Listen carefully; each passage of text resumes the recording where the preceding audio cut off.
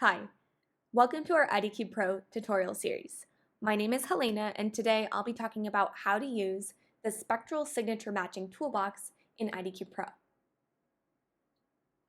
This compares the similarity of each pixel spectrum to the reference spectrum. It detects a target in the hyperspectral image by using a specified spectral signature matching method. It shows the area that corresponds to the reference spectrum in what we call the ECOSTRESS format. The spectra can be recorded in the ECOSTRESS format from a spectral analysis panel or from the end-member extraction toolbox. It calculates the area in pixels that matches a specific spectrum with the user input threshold value. To start, you'll want to open a file, and I will show you how to save in the ECOSTRESS format from the spectral analysis area here. You'll go to multispectral mode, and you'll select a region of interest. Right-click within that region of interest and say Save Spectrum in ECOSTRESS format. You'll be prompted with this dialog box. You'll want to enter a name. I'll call this CAP. You can enter a variety of other information. For instance, I might say that this is a 3D printed CAP. And then you'll click Save File. There is a specific way that we want to name the file. You'll write the name that you want underscore spectrum. So for example, I will write cap underscore spectrum. It will be saved as a text file and you'll click save. It then shows you the file location where the text file was saved. Now you'll navigate to Toolbox and go to Spectral Signature Matching.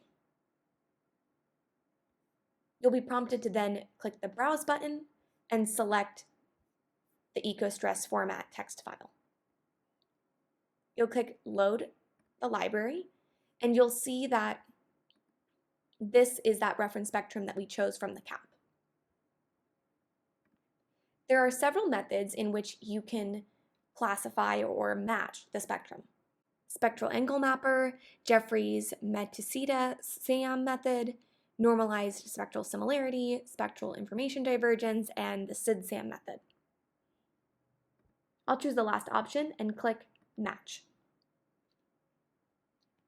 Depending on the size of the file, the calculation times may vary. Once you click Match, you'll be then given a histogram with information. A lower score indicates a better match with the uploaded spectra. The software will automatically generate the histogram of all the score intensities under this histogram panel here. You'll be then prompted to select a threshold close to the first feature or peak on the histogram.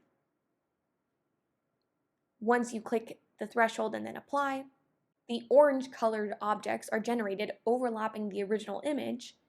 The darker the orange, the more likely that reference spectra matches that area. The total area of the match in pixels appears in the title of the image display panel. For demo purposes, the video has been sped up. The process is now complete. So you will then have to apply a threshold value. And as I mentioned earlier, it's good to be able to look at the peaks here. So if you hover over the peaks, and you can zoom in by clicking the zoom in button and drawing an area you'd like to zoom in on.